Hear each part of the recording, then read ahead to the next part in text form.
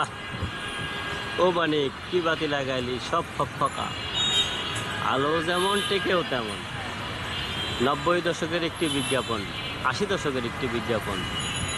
তো গত 15 বছরের যে দীর্ঘ শাসন, শোষণ, আয়নাঘর, অবিচার, জুলুম, নির্যাতনের ইতিহাস রচনা করেছে, তারই বহিঃপ্রকাশ যেমন ঢাকা টিএসসিতে এভাবে প্রতিমূর্তি বানিয়ে মেধাবী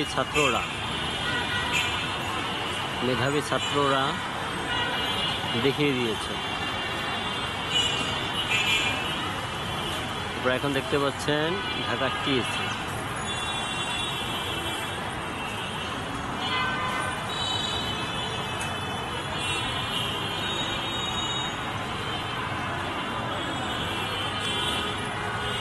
বাংলাদেশের যত মেধাবী প্রকৌশলী, ডাক্তার, ইঞ্জিনিয়ার, তারপরে বাংলাদেশের মেধাবী তরুণ সমাজ, ছাত্র সমাজ, নেতৃত্ব সব এখান থেকে উঠে আসে। এটা হলো সেই ঢাকা টিএসসি।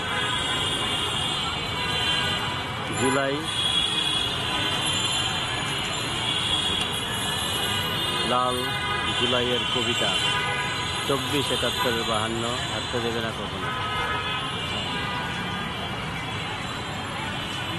জি, কোনটা খাতা?